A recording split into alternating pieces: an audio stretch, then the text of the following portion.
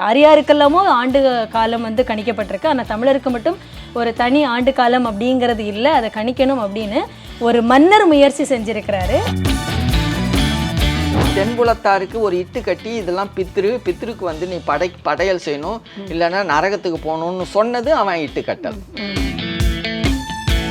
சேரமான் பெருவேள் வந்து கொல்லம் ஆண்டு அப்படிங்கிறத வெளிக்கொண்டு வராரு, அந்த முயற்சி எடுக்கிறாரு. ஒரு ஆண்டு ஒத்துக்கல. அதனாலதான் காணாம போயிட்டாரோ இல்ல கொலை செய்யப்பட்டுட்டாரோ. சோழ நாட்டில் இருக்கிறவங்க யாரும் தை மாதத்தை முதல் மாதமா கணக்கெடுக்கணுங்கிறத ஏற்றுக்க மாட்டாங்க. ஆனால் சேர நாட்டை சேர்ந்த குறிப்பாக கோயம்புத்தூர், இந்த கரூர், இந்த பக்கம் இருக்கிறவங்களுக்கு எல்லாருக்கும் தை மாதம் தான் முதல் மாதமாக இருக்கும். ஏன்னா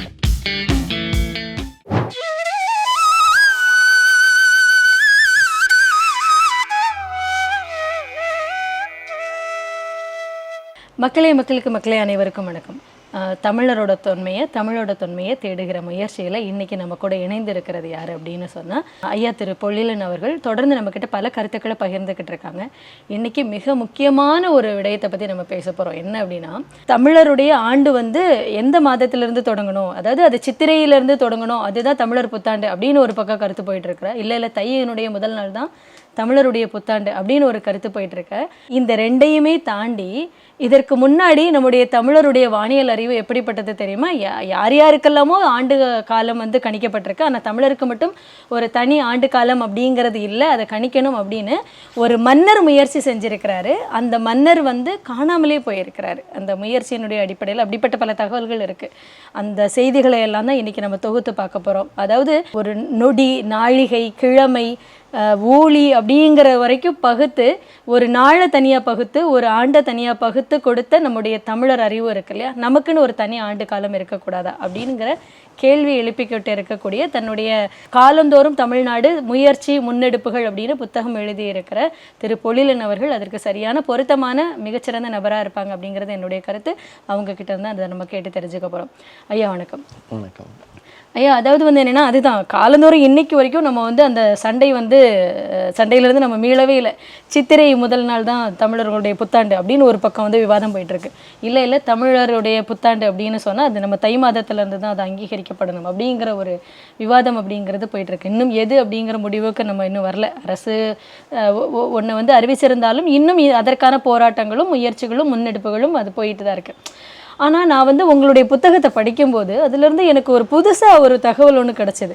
அதாவது அந்த சேர மன்னன் வந்து இந்த ஆண்டை கணிக்கிறதுக்கு முன்னெடுத்தது, அந்த ஆண்டு வரையறை முன்னெடுத்தது, அந்த சேர மன்னனுக்கு என்ன நடந்தது அப்படிங்கிற தகவலே இல்லாமல் காணாமல் போனது அப்படிங்கிற ஒரு தகவலை பதிவு பண்ணியிருக்கீங்க. முதல்ல அவர் எப்படி அதை முன்னெடுத்தார், எதனுடைய அடிப்படையில் அதை முன்னெடுத்தார் அப்படிங்கிறதுலேருந்து நம்ம தெரிஞ்சுக்கலாமா? நம்ம ஏற்கனவே இதை பற்றி கொஞ்சம் பேச தொடங்கியிருக்கிறோம்னு நினைக்கிறேன். அதாவது கடல் கடந்து பயணம் செய்வது, கடலில் போவது, கடலோடிகளாக இருந்தது என்பதில் வந்து தமிழர்கள் மிகச்சிறந்த ஆளுமைக்குரியவர்களாக இருந்திருக்கிறாங்க. நம்மளுடைய கழக இலக்கியங்களில் எண்ணற்ற இடங்களில் இருக்குது. திருக்குறள் கூட நம்ம கடல் கடந்து இவர்கள் போய் வந்தார்கள் என்பதில் பதிவுகள் நிறைய பார்க்குறோம். கடலோடும் கால்வல் நெடுந்தேர், கடலோடா நாவாயும் ஓடா நிலத்து, இதெல்லாம் பார்த்தோம்னா நமக்கு கடலில் கடந்து இவர்கள் வாழ்ந்திருக்கிறாங்க, வணிகம் செய்திருக்கிறார்கள் அப்படிங்கிறதெல்லாம் நமக்கு தெரியுது. அப்போ இங்கேருந்து கரியோடு பெயரும்னு புறநானூற்றில் வரும்.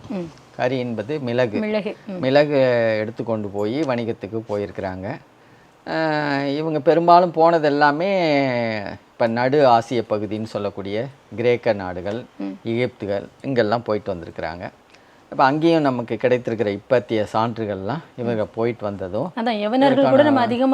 தொடர்பு வணிகம் செய்தது நமக்கு நல்லா மிளகு வச்சு இருக்கு. தங்கத்தை கொண்டு வந்து கொடுத்துட்டு இங்கிருந்து மிளகு எடுத்துட்டு போனாங்கிற தகவல் இருக்கு. அது இல்லாமல் குடிப்பு வகைகள் எல்லாமும் இவங்க இறக்கிட்டு வந்திருக்கிறாங்க. நிறைய பதிவுகளை பார்க்குறோம். அப்போ குறிப்பாக இங்கே உணவுப் பொருள்களாக, வாசனை பொருள்களாக, மணப்பொருள்களாக இருந்த கிராம்பு, ஏலம், மிளகு, இவையெல்லாம் தேக்கு. நம்முடைய தேக்கு தான் அவங்களுக்கு டீக்குன்னு, அப்புறம் ஆங்கிலத்தில் டீக்குன்னு சொல்லக்கூடியது தேக்கு தான். வெற்றிலை பாக்கு, அரிக்கா நெட்டுன்னு ஆங்கிலத்தில் அடைக்காயின்னு, நம்ம கேரளத்தில் இன்றைக்கும் அடைக்காயின்னு தான் சொல்கிறாங்க. பாக்க அடைப்புக்காரன் கூட நமக்கு இருக்கே. ஆமாம், அடைக்காய் என்பதை அதுதான் பாக்க வந்து அரிக்கா நெட்டுன்னு சொல்கிறாங்க. தேக்கு இது போன்ற அந்த இங்கே மட்டுமே கிடைத்த மிக பெரும் பொருள்கள் அங்கெல்லாம் ஆங்கிலத்துலேயும் சேர்ந்துருக்குது, கிரேக்க நாடுகள்லேயும் சேர்ந்துருக்குது பார்க்கலாம். அப்போ ஒரு பெரு வணிகம் நடந்திருக்குது. அப்போ இந்த கடலோடிகள் பெரும்பாலும் வேதங்களை பொறுத்தளவுக்கு கடல் என்கிற சொல்லே இல்லைங்க. நம்ம அதை பார்க்கணும். வேதங்களில் ரிக்வேதம் தான் அடிப்படை மூலம் ஆரியர்களுடைய பண்பாட்டுக்குன்னு வச்சுக்கிட்டா, அந்த ரிக்வேதத்தில் கடல் பற்றியான எந்த கூறுகளுமே கிடையாது. அப்போ கடல் கடந்து வணிகம் செய்த வழக்கு முறைகள் ஆரியர்களுக்கு இல்லவே இல்லை. அவங்க பெரும்பாலும் நடையாகத்தான் போனவங்களே ஒழிய, நாடோடிகளாக இருந்தாங்களே ஒழிய, தரை வழியாக அவங்க போனவங்களே ஒழிய கடல் வழியாக போனவங்க கிடையாது. கடல் வழியாக யார் அதிகமாக போகிறார்களோ அவர்களுக்கு வந்து வானியல் அறிவு நிறையா இருக்கும். வானியல் அறிவு நாடோடிகளாக போகிறவர்கள்ட்ட இருக்காது. ஏன்னா வழியை வந்து எப்படியும் வழித்தடங்களை வந்து கிழக்கு மேற்க வந்து திசைகளை வந்து எல்லாற்றையுமே நடந்து போகிறவர்கள் கண்டறிஞ்சிட முடியும். ஆனால் கடலில் போகிறவர்கள் கண்டறியது ரொம்ப கடினம். யார்ட்டையும் போய் வழியில் கேட்க முடியாது. திசை எந்த திசைன்னு தெரியாது. நாற்புறமும் ஒரே ஒன்று போலவே இருக்கும். கிழக்கா மேற்காங்கிறது கடலுக்குள்ளார தெரியாது, முடியவே முடியாது. அப்போ அவங்களுக்கு ஒரே வழி வந்து அந்த விண்மீன்கள் தான். அந்த விண்மீன்கள் எவையெல்லாம் நகருது, எவையெல்லாம் நிலைத்திருக்குது, எதெல்லாம் விண்மீன், எதெல்லாம் கோள்கள், பிளானட்ஸ் எது, விண்மீன் எதுங்கிற கண்டுபிடிக்கக்கூடிய திறன் வந்து அன்றைக்கு வெறுங்கண்ணாலேயே இதெல்லாம் பார்க்குற திறன் இருக்கணும். எது வந்து விண்மீன், எது வந்து இப்போ ஞாயிறு, திங்கள், செவ்வாய், அறிவன், வியாழன், வெள்ளி, காரின் ஏழும் கிழமை. இந்த ஏழும் கிழமை பெயர்கள். இந்த ஏழுமே விண்மீன் கிடையாது. இது ஏழுமே கோள்கள். ஞாயிறு என்பது ஒரு கோள், திங்கள் என்பது ஒரு கோள், செவ்வாய் என்பது ஒரு கோள், புதன்னு இப்போ பின்னால் அது வடமொழியாக்கப்பட்டது, அது அறிவன்னு ஒரு கோள், வியாழன் என்பது கோள், வெள்ளி கோள், காரின்னு கரிய நிற கோள் காரி. அதுக்கு வந்து இவங்க சனி பகவான்னு அதை புராணத்தோட இணைச்சிட்டாங்க. இப்போ வியாழன் விஎன் கிளவி அகல பொருட்டேன்னு தொல்காப்பியத்தில் நூற்பா இருக்குது சூத்திரம். அப்போ அந்த வினாலே பெரியது, வியப்பா இருக்குது அப்படின்னு நம்ம சொல்றோம். விஎன் கிளவி என்பது சொல். இந்த ஒலிப்பு அந்த வீன்னு சொல்லுவதே பெரியது தான். விஎன் கிளவி அகல பொருட்டே பெரியதாக இருக்கக்கூடியது. அப்ப வியாழன் என்பதுதான் பெரிய கோள் அப்படிங்கிறத 3000-4000 முன்னாடி வெறுங்கண்ணிலேயே பார்த்து தெரிஞ்சிருக்கிறான். அதுதான் இப்ப முக்கியம். வெறுங்கண்ணிலேயே பார்த்து அவன் கணிச்சிருக்கிறான். இப்ப இந்த அளவு வேற யாரும் அதை கணிக்கல, பார்த்து கணிச்சு பேரும் சூட்டிட்டான். இதுதான் வியாழன். வெள்ளி என்பது இந்த அளவுக்கு வெண்மை நிறத்தாகல இருக்கக்கூடிய ஒளிரக்கூடிய ஒரு கோள் அப்படிங்கிறத கண்டறிச்சிருக்கிறான். இந்த கோள்கள் மாத பெயர்கள் எல்லாமே விண்மீன்கள். அந்த விண்மீன்களுக்கு பேர் சூட்டுறான். இப்போ எல்லா விண்மீனும் பார்க்கறதுக்கு விண்மீன் தான். ஆனால் ஒரு சில விண்மீன்கள் நகராம ஒரு குறிப்பிட்ட இடங்கள்லயே இருக்கும். இப்போ நம்ம பின்னால் நிறையா அறிவியலில் படிக்கிறோம். இது வந்து பால்வெளி மண்டலம். பால்வெளி மண்டலத்தில் ஒரு பகுதி தான் கதிரவ மண்டலம். அந்த கதிரவ மண்டலத்தில் இப்படி இருக்கிறத சுற்றி இத்தனை கோள்கள் சுற்றிட்டு இருக்குது அப்படிங்கிறதெல்லாம் தெரிஞ்சுக்கிறோம். ஆனால் இது எல்லாம் அப்படியே தட்டையாக இதான் பால்வெளி மண்டலம்னு சுற்றலை. இது வந்து ஒரு பல லட்சம் ஆண்டு ஒளியாண்டுக்கு அந்த பக்கம் ஒரு விண்மீன் இருக்கும். இந்த பக்கம் ஒரு ஒளியாண்டுங்கிறது பல லட்சம் ஒரு ஒளியாண்டுங்கிறது எவ்வளோன்னு உங்களுக்கு தெரியும். இந்த ஒலிப்பு வந்து இந்த ஒலிப்பு வந்து ஒரு நொடியில எவ்வளவு தொலைவு போகுதோ அதை ஒரு ஆண்டுக்கு போயிட்டு இருந்தா எவ்வளவு தொலைவோ அதுதான் ஒளி ஆண்டு. இப்போ ஒரு நொடியில இது வந்து 1 லட்சம் தொலைவு போகுது, கிலோமீட்டர் போகுதுன்னா இதிலிருந்து ஒரு நிமிடத்துக்கு எவ்வளோ போகும், ஒரு மணிக்கு எவ்வளோ போகும், ஒரு நாளுக்கு எவ்வளோ போகும், ஒரு மாதத்துக்கு எவ்வளோ போகும், ஒரு ஆண்டுக்கு எவ்வளோ போகும். அப்போ அவ்வளவு தொலைவுல இந்த ஒரு விண்மீனுக்கும் இன்னொரு விண்மீனுக்கும் இடைவெளி இருக்குது. இங்கேருந்து பார்க்கறதுக்கு சமமாக இப்போ இருக்கிற மாதிரி நமக்கு தெரியுது. இதில் சில விண்மீன்கள் ஒரே இணையாக அந்தந்த இடங்கள்ல நகராமல் அப்படியே இருக்குது. அது சுறா மீனை மாதிரி ஒரு கோடு போட்டோம்னா எப்படியோ அது மாதிரி இருக்கு. அதெல்லாம் அசையவே இல்லை. அந்த சுறா மீன் என்னைக்கு இவன் கண்டுபிடிச்சானோ 3000 ஆண்டுகளுக்கு முன்னாடி கண்டறிஞ்சான்னா அதே அளவில் இன்னைக்கும் இருக்குது. இன்னைக்கும் நம்ம வானத்தில் போய் வான்வெளியில் நீங்கள் சிற்றூர்புறத்தில் சென்னையிலலாம் தெரியாது, ஏன்னா ஒளி இருக்கிறதுனால வெளிச்சம் இருக்கிறதுனால இருட்டான பகுதியில் போய் நின்று பார்த்தோம்னா இந்த சுறா விண்மீனை பார்க்கலாம்.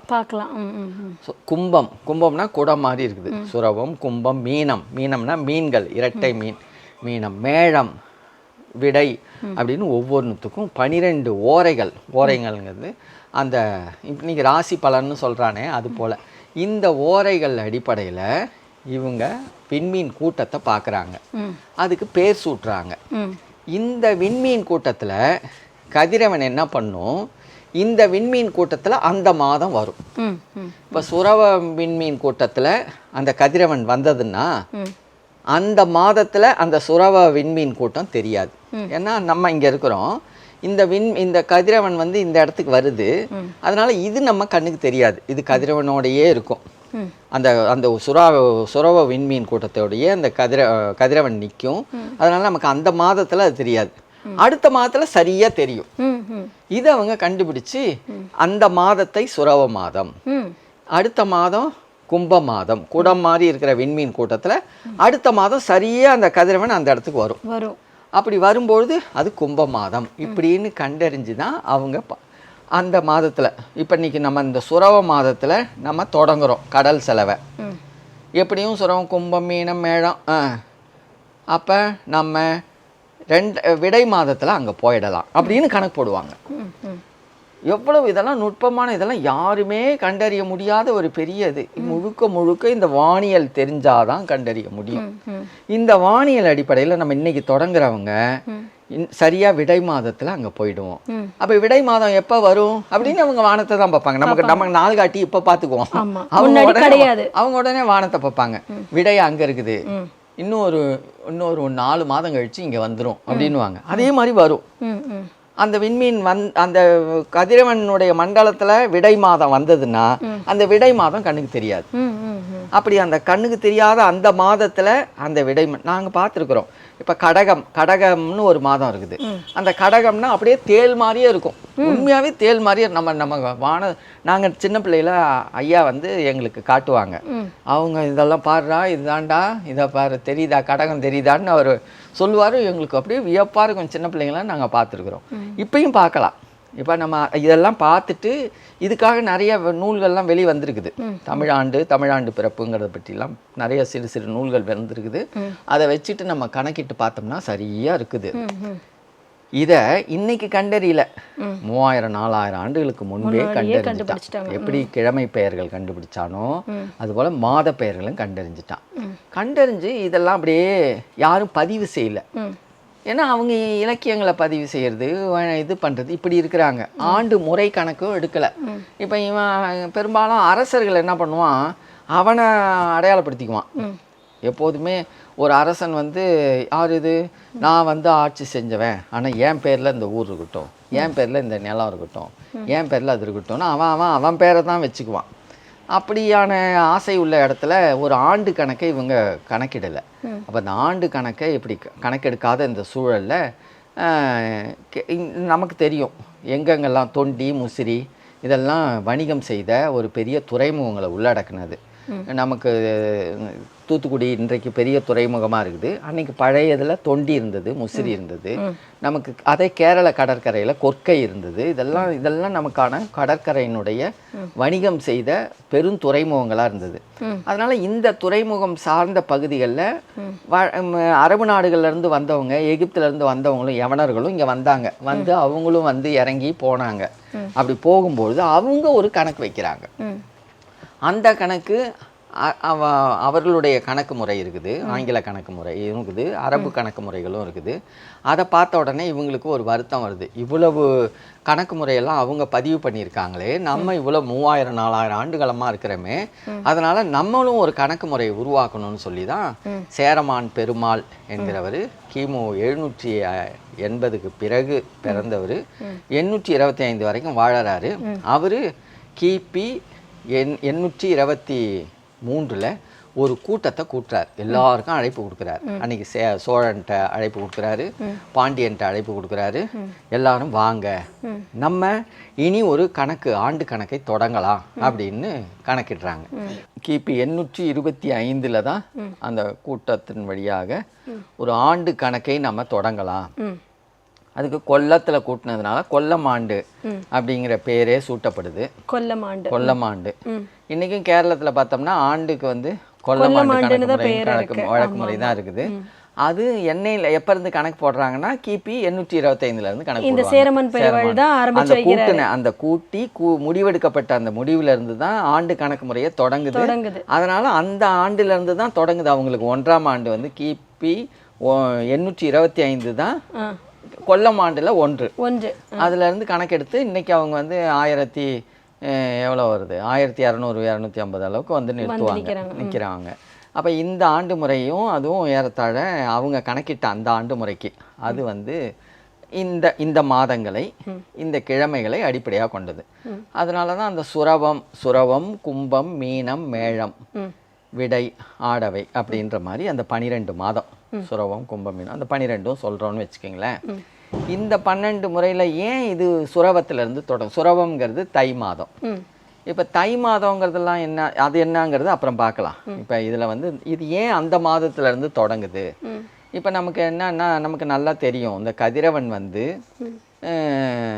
நிலநடுக்கோடு இருக்குது. அதாவது இங்கே வந்து பூமத்திய ரேகைன்னு சொல்கிறாங்க. அப்போ நிலநடுக்கோட்டிலேருந்து அது நடுவாக இருக்குது. கீழே வந்து மகர ரேகை இருக்குது, மேலே இருக்கிறது கடக ரேகை இருக்குது. அதாவது கீழே வந்து மகரக்கோடு அப்படின்னு சொல்கிறாங்க, அது கடகக்கோடு. இந்த மகரம்ங்கிறது என்னன்னா அதுதான் சுரவக்கோடு அப்படின்னு நம்ம சொல்கிறோம். சுரவம்னா என்னன்னா சுறா மீன் இருக்குல்ல, சுறாவினுடைய மீன், அந்த சுறா மீன் மாதிரியான வடிவத்தில் இருக்கக்கூடிய விண்மீன் கூட்டம், அது சுறா மாதிரி இருக்கும், சுறா மீன் மாதிரி. அதனால தான் அதுக்கு சுரவ மீன் மாதத்தை கொண்ட சுரவ மாதம் அப்படின்னு நம்ம சொல்றோம். அதனுடைய பெயரால சுரவம் கும்பம்னா குடா. அப்ப சுரவம் தான் முதல் மாதம், அது தை மாதம் நமக்கு.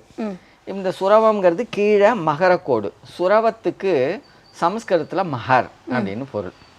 அதனால தான் நம்ம சுரவ மாதத்துல தான் தை மாதம் இல்லை, தை 1ங்கிறது நமக்கு என்ன விழா? பொங்கல்.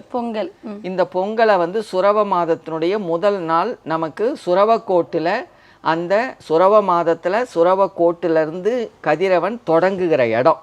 அதனால அந்த 1ஆம் நாள் பொங்கல் நாளா நமக்கு படுது. அவன் என்ன பண்றான், அவனுக்கு அதை அவன் சமஸ்கிருதத்துல என்ன பேர் வச்சிருக்கிறான்? மகருங்கிறான்ல, மகர சங்கராந்தி அப்படின்னு அதுக்கு பேர் வைக்கிறான். இப்ப நம்மளுடைய பொங்கலை அவன்லாம் மகர சங்கராந்திங்கிறான். சங்கரனம்னா இது, சங்கரன்னா யாரு? கதிரவன், சூரியன். அப்ப மகரன் அங்க சங்கர ஆதி அங்க தொடங்குறான். மகரன் அதாவது கதிரவன் மகரத்துல இருந்து தொடங்குகிற இடம். அதனால தான் மகர சங்கராந்தி. நம்ம தமிழ்நாட்டுல தான் நம்ம பொங்கல்ங்கிறோம். வடக்கெல்லாம் எல்லா வட மாநிலங்கள்லையும் மகர சங்கராந்தின்னு அதை குறிப்பிடுறாங்க, அவங்க கொண்டாடுறாங்க. அப்ப அந்த சுரவத்துல இருந்து தொடங்குகிற அந்த பொங்கல் நாள் இது தெற்க இருந்து நமக்கு கணக்கு போடுற முதல் இது. அதுக்கு மேல கதிரவன் போகாது, அந்த சுரவத்தோட நின்றுட்டு அதுல இருந்து மீண்டும் வரும். அடுத்த 3 மாதத்துல நிலநடுக்கோட்டுக்கு வரும். அப்புறம் நிலநடுக்கோட்டுக்கு 3ஆவது மாதம் தள்ளி மேலே போகும், கடகக்கோட்டுக்கு போகும். கடகக்கோட்டில் போய் நின்றுடும், மீண்டும் இறங்கும், இறங்கி மீண்டும் நிலநடுக்கோட்டுக்கு, அதுக்கு 3 மாதம். அப்புறம் கீழே 3 மாதம். இது 3 மீண்டும் 3 மீண்டும் 3 மொத்தம் 12 மாதம். இதுல கணக்கு முடிஞ்சிருது. இது சுரவத்துல தொடங்கி சுரவம் கும்பம் மீனம், அதுக்கப்புறம் மேழம் விடை மேவி இரட்டை அல்லது ஆடவை அப்படின்னு. கமகன் கடகம், அது கடகக்கோடு இல்லையா? கடகம் மடங்கள் கடகம் மடங்கள் கமகன் கன்னியில வரும். அப்புறம் கன்னியிலிருந்து 3 மாதம் துலாம் நலி சிலை அப்படின்னு 3 மாதத்துல வந்து முடியும். இந்த ஒவ்வொரு மாதத்துக்கும் பேர் இருக்குது.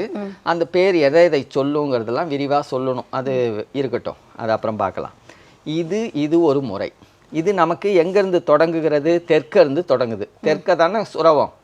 ஆனா பொதுவா நம்ம எல்லாமே தமிழர்களுக்கு தெற்க இருந்து தொடங்கிறது தான் நம்ம ஒரு வாழ்க்கை முறையா வச்சிருக்கிறோம். நமக்கு என்ன காற்று தெற்க இருந்து வருது? நம்ம தெற்க இருந்து வர காற்றை என்ன காத்துன்னு சொல்றோம்? தென்றல்னு சொல்லுவோம். தென்றல் காற்று தான் நமக்கு ரொம்ப பிடித்த காற்று. வட காற்றை என்ன சொல்லுவோம்? வாடைன்னு சொல்லுவோம். வாடை யாருக்குமே பிடிக்காது. வாடை காற்று உடம்புக்கு ஆகாதுன்னு நமக்கு பழமொழியே இருக்குது. கிழக்கிலிருந்து வர காற்று கொண்டல் காற்று அப்படின்னு வருவோம். மேல் காற்று, மேற்கிருந்து வர காற்று மேல் காற்று. நமக்கு தென்றல் தான் ரொம்ப பிடிக்கும். தெற்கிலிருந்து வரக்கூடியது தென்றல் தான் வடக்கிலிருந்து வரக்கூடியது குளிர்மையா இருக்கும். அப்ப தெற்கிருந்து தான் நமக்கு வாழ்க்கையே தொடங்குது, வரலாறும் தொடங்குது. தென்புலத்தார் தெய்வம் அப்படின்னு நமக்கு திருக்குறளும் சொல்லுது. தெற்கிருந்து தான் வாழ்க்கை, எதையுமே தெற்கிருந்து தான் தொடங்குகிற முறை வந்து நமக்கு. அப்ப கதிரவன் தெற்கிருந்து தொடங்குறத தான் ஆண்டு கணக்கா நம்ம ஏற்றுக்கிறோம். இந்த கதிரவன் நடுக்கோட்டுக்கு எப்போ போகுது? சுரவம், கும்பம், மீனம், மேளம். மேளம்னா என்னது? தை, மாசி, பங்குனி, சித்திரைக்கு நடுக்கோட்டுக்கு போகுது. அப்பதான் வெப்பம் அதிகமாகுது. நடுவுல போற இடம் எந்த இடம்னு பாத்தீங்கன்னா நமக்கு மும்பையை தாண்டிடுது. இங்க மும்பை தாண்டி அந்த இடம் இந்த பக்கம் குறுக்க போட்டிங்கன்னா ஆந்திர பகுதி, தெலுங்கானா மற்ற வடபகுதியெல்லாம். இந்த தெலுங்கானா பகுதி மக்கள் எந்த இடத்துக்கு வாழ்வாங்க? அப்போ ஒரு 2000-3000 ஆண்டுகளுக்கு முன்னாடி வாழ்ந்த மக்கள் யார் அது? அவங்களும் தமிழர்கள் தானே. அப்போ தமிழர்களில் புலம்பெயர்ந்து போன அங்கேயே வாழ்ந்து கொண்டிருந்த தமிழர்கள் அவங்களுக்கு எதுன்னா அது நடுக்கோட்டுல இருந்து அவங்க கணக்க போடுறாங்க. சரி, ஏறத்தாழ அதுவும் நம்மளுடைய கணக்கீடு தான், நம்ம மாத கணக்கீடு தான். அந்த பேர் வேற. அவங்கள்ட்ட வந்த கதிரவன் வந்த உடனே அவங்க கணக்கு தொடங்குது. அதுதான் அந்த மாத கணக்கு, அதாவது சித்திரையிலிருந்து தொடங்குதுல்ல, அந்த மாத கணக்குக்கு அவங்க விக்ரம ஆண்டுன்னு வைக்கிறாங்க. விக்ரமாதித்தன்றதுனால அவங்களுக்கு அந்த விக்ரமாதித்தன் கணக்காண்ட விக்ரம ஆண்டு கணக்கு முறை அப்படிங்கிறாங்க அவங்க. அப்ப சித்திரையிலிருந்து அவங்களுக்கு தொடங்குது. சித்திரை மாத தொடக்கம் நமக்குரியது இல்லை. ஆனா ரெண்டுமே தமிழர்களுடைய கண்டறிவுகள் தான், யாரும் இல்லைன்னு சொல்லல. ஆனா குறிப்பா தென்பகுதி மக்கள், தமிழ்நாட்டு மக்களுக்கு சுரவம் தை மாத கணக்கீடு தான் சரியான கணக்கீடுன்னு நம்ம வகைப்படுத்தி இருக்கிறோம். இப்போ இந்த 12 மாதம், அதுவும் 12 மாதம். இந்த 12 மாத கணக்கு முறை இல்லாம வேற ஏதாவது கணக்கு முறை இருக்குதா? இந்த சுரவம், சித்திரை, வைகாசி, சைத்ரா அப்படின்னு சம்ஸ்கிருதத்தில் சொல்கிறான். வைகாஷ் அப்படிங்கிறான். இந்த 12 மாதமுமே வடமொழி பெயர்களாக அவன் உருவாக்கி வச்சிருக்கான், சம்ஸ்கிருத பெயர்களாக உருவாக்கி வச்சிருக்கிறான். நமக்கு தமிழ் பெயர்கள் தான் இது, சுரவம், கும்பம், மீனம், மேளம் இதெல்லாம். இப்போ இந்த தமிழ் பெயர்களில் நம்ம இதை கொண்டு வர்றதை கொல்லம் ஆண்டு கணக்கு முறையில் நம்ம இங்கே ஏற்றுக்கொண்டு இருக்கிற இந்த கணக்கு முறை தான் சரியான முறைங்கிறது. தமிழர்களுக்கும் கேரள மக்களும் இதே தான், கேரளாவிலையும் இதே தான். இந்த அடிப்படையில் தான் நம்ம வந்து இதை வைக்கிறோம். இதுதான் சுரவம். இது பார்த்தீங்கன்னா சுரவம். அடுத்தது கும்பம், அடுத்த மாதம் கும்பம், மீனம். அடுத்தது மேளம், சித்திரை, அத மேளம் இதான் சித்திரை. மேவியி, விடை, வைகாசின்னு சொல்றோம். இது இரட்டை அல்லது ஆடவை அப்படின்னு அப்படிங்கிறோம். அடுத்தது கடகம். இந்த கடகம் வந்து நமக்கு கடகம்ங்கிறது கடக கோடு, கடக ரேகைங்கிறான, அதுதான் கடகம். இந்த கடகம் அதுக்கு மட்டும் அவன் மாற்ற முடியல அவனுக்கு, ஏன்னா அதை தமிழ் அப்படியே எடுத்துக்கிட்டான். கற்கடகம்ங்கிறாங்க கேரளத்தில், இந்த மாதத்துக்கு அவங்க கற்கடகம்ங்கிறாங்க. அப்போ மடங்கள், அடுத்தது சிம்ம மாதம்ங்கிறாங்க. மடங்கள்ங்கிறது தமிழில் சிங்கத்தை குறிக்கிறது, அவன் சிம்ம மாதம்ங்கிறான். கன்னி, அடுத்தது கன்னி மாதம். இது வந்து துளை, நலி, சிலை. இந்த மாதங்களை அடிப்படையாக வச்சு தான் ஓரைகளும் இருக்குது. ஓரைகள்னா ராசி பலன்கள். இந்த மாதத்தில் பிறக்கிறவர்கள் இந்த மாதத்துக்குரிய பெயர்களை சூட்டியிருப்பாங்க. இதுக்கு பின்னாடிலாம் அது அவங்களுடைய கணிப்பு இதில் இந்த மாதத்தில் பிறந்தால் இவங்களுக்கு இந்தந்த குணங்கள் இருக்கும், இந்தந்த இதெல்லாம் இவங்களுடைய இட்டுக்கட்டல்கள் தான். இதுக்கு பிறகான இது. ஆனால் அது ஒரு பக்கம் இருக்கட்டும், அதை பற்றி அப்புறம் நம்ம பேசலாம். நமக்கு தேவை இந்த ஆண்டு கணக்கு முறைகள். இந்த கணக்கு முறைகளை முற்றிலும் சித்திரை வைகாசிக்குள்ளார கொண்டு போனதும், விக்ரமாதித்தனுடைய காலத்திலிருந்து விக்ரம ஆண்டு கொண்டு வந்ததும், அது 60 ஆண்டுகள் பிறப்பு ஒன்று, 60 ஆண்டு பேர் பிரபவேல தொடங்கி 60 ஆண்டு கணக்கு முறை உருவாக்குனதும், அது ஏதோ நாரதருக்கு பிறந்த குழந்தையின் 60 பேர்னு அதெல்லாம் சூட்டுனதும், இதெல்லாம் புராண கதைகள்.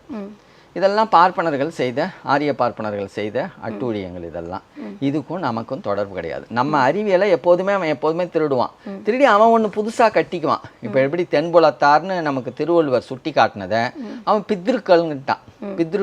பித்ருனா யாருன்னா மறைந்து போனவர்கள். மறைந்து போனவர்கள். அப்போ மறைந்து போனவங்களுக்கு நம்ம வந்து படைக்கணும், அவங்க தான் நமக்கு எல்லாம் மூலம். அப்போ பித்ருக்களை நம்பாதவன், பித்ருக்களுக்கு வழிபாடு செய்யாதவன் கட்டாயம் நரகத்துக்கு தான் போவான். இது நம்ம தமிழ் இலக்கியத்தில் எங்கேயுமே இல்லை. ஆனால் அதுக்கு வந்து தென்புலத்தாருக்கு ஒரு இட்டு கட்டி இதெல்லாம் பித்ருக்கு வந்து நீ படையல் செய்யணும், இல்லைன்னா நரகத்துக்கு போகணும்னு சொன்னது அவன் இட்டு கட்டல். அப்போ இதுலேருந்து பாதி எடுத்துக்குவான், அவன் ஒரு கதை பின்னுவான். இதுதான் அவனோட. அப்போ நமக்கு என்னன்னா, நம்மளும் தென்புலத்தார் தானே சொல்கிறோம். இப்போ நீங்கள் பரிமேலழகருடைய உரை எடுத்து பார்த்தீங்கன்னா பித்ருக்கள் அப்படின்னு எழுதுறாரு. நம்ம அதுக்கு பிறகு எழுதின திருக்குறள்காரங்க எல்லாமே ஓ தென்புலத்தார்னா பித்ருக்கள் தான் போல இருக்குது அப்படின்னு இவனும் மண்டையில் ஏற்றிக்கிறான். அப்போ எவ்வளவு அடிமைத்தனம் பாருங்க. அப்போ இதெல்லாம் ஒரு அறிவியல் வழிபட்ட கணக்கு முறையை முழுக்க முழுக்க புராண வழிபட்டதாக மாற்றுனது ஆரியர்களுடைய சூழ்ச்சி. அதனால் ஒரு நீண்ட நெடிய நிலையில் அவங்க கொல்லமாண்டு, இதில் என்னன்னா கொல்லமாண்டுன்னு தேர்ந்தெடுக்கப்பட்ட கொல்லம்ங்கிற பகுதி அன்றைக்கு வேநாடுன்னு ஒரு பெரிய நாடு. இதான் நான் ஏற்கனவே சொன்னது. கேரளத்தில் வந்து சேரநாடு என்பது ஒரு நாடு இல்லை, அங்கே 7 நாடு உண்டு. வேநாடு ஒன்று, குட்டநாடு ஒன்று, குடநாடு ஒன்று, இப்படின்னு பல நாடுகள் 7 நாடு இருந்தது. அதில் வேநாடு, இந்த வேநாடு கிபி 14ஆம் நூற்றாண்டு வரைக்கும் அங்கே ஆட்சி மொழி தமிழ் தான். 14ஆம் நூற்றாண்டு வரைக்கும். அப்புறம் எழுத்தச்சன் ஒருத்தவர் 14ஆம் நூற்றாண்டுக்கு 11ஆம் நூற்றாண்டுக்கு பிறகு எழுத்தச்சன் ஒரு கேரளத்துக்காரர், மலையாளம் இது பண்ணவர். அவர் ஒன்று ஆரிய அடிமையாக ஒரு இலக்கண நூலை உருவாக்கி அவங்களுக்கு கேரளத்துக்கு மலையாளத்துக்குன்னு ஒரு தனி மொழியை உருவாக்குறார். அவர் எதில் உருவாக்குறாருன்னா மலையாளத்தில் எழுதலை, சமஸ்கிருதத்தில் எழுதி அதை அதுக்கப்புறம் மலையாளத்தில் மொழிபெயர்க்கிறாங்க. அப்போ எவ்வளவோ அடிமைத்தன்மைகள் நிறையா போயிடுச்சு அவங்களுடைய பார்ப்பன அடிமை ஆதிக்கத்தின் கீழே. அதையெல்லாம் உடைச்செறிஞ்சு நம்ம உண்மை வெளியே கொண்டு வரதுக்கான பெரும் முயற்சி தான் இன்றைக்கும் கேரளத்தில் அவங்க சுரவம் நம்ம சொல்லுடைய இதிலே தான் சுறாமீனுக்குன்னு வச்சில்ல அவங்க, அதே மாதிரி ஒவ்வொன்றுத்துலேயும் வச்சுருக்கிறாங்க. மகரம்னு வச்சுருக்கிறாங்க, சிம்மம்னு வச்சுருக்கிறாங்க, கற்கடகம்னு வச்சுருக்கிறாங்க, மடங்கள்னு வச்சுருக்காங்க, இப்படி நிறையா வச்சுருக்காங்க. இப்போது இந்த கொல்லமாண்டு சேரமான் பெருவேள் வந்து கொல்லமாண்டு அப்படிங்கிறத வெளிக்கொண்டு வராரு, அந்த முயற்சி எடுக்கிறாரு. ஒரு இவங்க ஒத்துக்கல. அதனாலதான் காணாம போயிட்டாரோ இல்லை கொலை செய்யப்பட்டுட்டாரோ அப்படிங்கிற மாதிரி ஒரு ஐயம் இருக்குது. என்னன்னா அன்னைக்கு பெருவணிகம் அவங்க வழியாக தொடங்கிடுது. யார் யவனர்கள் வழியாகவும் அரபு நாட்டிலேருந்து வந்தவர்கள் வழியாகவும். அன்னைக்கு வந்து நிறைய கலப்புகளும் உருவாகுது. இங்கேருந்து நிறையா பேர் குடும்பமாக தூக்கிட்டு போயிடுவாங்க. அதே மாதிரி அங்கேருந்து நிறைய பொருள்களாக அள்ளிக்கிட்டு வந்துடுவாங்க. நிறைய திருட்டுகளும் நடந்தது, வழிப்பறி கொள்ளைகள் எக்கச்சக்கம் நடந்திருக்குது. அப்போ கடல் கொள்ளைகள் இதெல்லாம் பார்க்கும்போது சேரமான் இந்த மாதிரி இந்த கூட்டத்தை கூட்டி இதற்கான ஏற்பாடுகள்லாம் செஞ்சதன் பிறகு அவர் காணாமல் போயிடுறார். என்ன ஆனார்ன்றே தெரியல. ஆனால் அவர் வந்து அவருடைய நினைவிடத்தை வந்து அரபு நாடுகளில் இன்றைக்கும் யவன நாடுகளில் எங்கேயோ இருக்கிறதா சொல்லி ஒரு குறிப்பு போடுறாங்களே ஒழிய அதுக்கும் தக்க சான்றுகள் கிடையாது, எதுவும் இல்லை. அந்த குறிப்புகள் மட்டும் வந்திருக்கு, ஆதாரத்தோடு வரல. இல்லை, தேடணும், இன்னும் முயற்சி பண்ணணும், நம்மளும் அதுக்கான இது பண்ணணும். அப்படின்னா நம்முடைய ஆண்டுகள், அதாவது தை மாதம் தான் முதல் இந்த ஆண்டை கொல்லத்தில் அறிவிச்சிட்ட பிறகு இவங்கெல்லாம் சோழன்லாம் என்ன பண்ணுறான், வேணும்னே விக்ரம ஆண்டை இவன் ஏற்றுக்கிறான். சோழன் இவங்களுக்கு மறுத்து விக்ரமாண்டு முறையை ஏற்றுக்கொண்டு தான் இவங்க சித்திரையை தொடங்குறாங்க. பெரும்பாலும் சோழ நாட்டில் இருக்கிறவங்க யாரும் தை மாதத்தை முதல் மாதமாக கணக்கெடுக்கணுங்கிறத ஏற்றுக்க மாட்டாங்க. ஏன் ஏற்றுக்க மாட்டாங்கன்னா அவங்களுக்கு அவங்களுடைய அரச பரம்பரையினரை அப்படி சொல்லி கொடுத்துருக்குறான். ஆனால் சேர நாட்டை சேர்ந்த குறிப்பாக கோயம்புத்தூர், இந்த கரூர், இந்த பக்கம் இருக்கிறவங்களுக்கு எல்லாருக்கும் தை மாதம் தான் முதல் மாதமாக இருக்கும். ஏன்னா கொல்லமாண்டு கணக்கு முறைப்படி. அதே மாதிரி இன்னும் சொன்னால் கன்னியாகுமரி மாவட்டங்கள்லாம் கொல்லமாண்டு கணக்கு முறையை அதிகமாக சார்ந்திருப்பாங்க. இவங்க மட்டும் சோழர்கள் மட்டும் விக்ரமாண்டு கணக்கு முறையை அதிகமாக, அதில் ஒரு மாறுபட்ட கருத்தோட்டம் ஓடிட்டு இருக்குது தமிழ்நாட்டில். இதை வந்து இந்த சூழ்ச்சியை உணராமல் இது ஏதோ எல்லாம் இவங்களுக்குரியது தான். பாண்டியர்கள் இதை ஏற்றுக்கிட்டாங்களா? அதாவது நீங்க சொல்றது வந்து சேரமான் பெருவேள் வந்து கொல்லமாண்டு அப்படிங்கிறத வந்து நிறுவிட்டாங்க, அவங்க உருவாக்கிட்டாங்க. பாண்டியர்களையும் அரசு அளவில் ஒத்துக்கொள்ளலை, அரசு போகலை. ஆனால் இன்னொரு இது என்னன்னா, பிற்கால சோழர்கள் காலத்தில் கூட பாண்டியர்களுக்கும் சேரர்களுக்கும் ஒரு இடையில ஒரு பெரும் பகை உருவாகலை. சோழருக்கும் சேரருக்கும் நிறைய பகை இருந்து நிறையா, ஏன்னா சோழர்களை முழுக்க அண்டியிருந்தவர்கள் பார்ப்பனர்கள். இப்போ இன்றைக்கும் பாலக்காடு பகுதிகளில் கேரளாவில் பாலக்காட்டில் போய் பார்த்தீங்கன்னா பெரும்பாலானவர்கள் குடந்தை சார்ந்த அல்லது கும்பகோணத்தை அல்லது தஞ்சாவூரை சார்ந்த பார்ப்பனர்கள் நிறையா இருப்பாங்க. இந்த பார்ப்பனர்கள் இப்போ கிருஷ்ணய்யர் இருந்தார், ஒரு பெரிய நீதிபதி. அவர் பார்த்திங்கன்னா அவருக்கு சொந்த ஊர் கும்பகோணத்துக்கு பக்கத்தில். அவர் பாலக்காட்டில் ஒரு ஐயர் குடும்பத்தை சார்ந்தவர். பெரும்பாலானவர்கள் அப்படி இருப்பாங்க. அதுக்கு முதல்ல அங்கே இருந்த பல்வேறு முரண்பாடுகள் சோழ நாட்டு பிராமணர்களுக்கும் நம்பூதிரி பிராமணர்களுக்கும் பெரிய அடிதடி இருந்தது. இவங்களுடைய சூழ்ச்சியில் அவங்கள கொல்ல போனதா சொல்லி நிறையா பதிவுகள் இருக்குது. அவங்களும் இவங்களை வந்து தாக்குனதா சொல்லி இதெல்லாம் சூழ்ச்சிகளால் நடந்தது. இந்த பார்ப்பனர்களுக்கு இடைப்பட்ட சூழ்ச்சிகள் ஒரு அரசுகளுக்கு இடைப்பட்ட சூழ்ச்சிகளை பகையாகவே மாற்றப்படுது.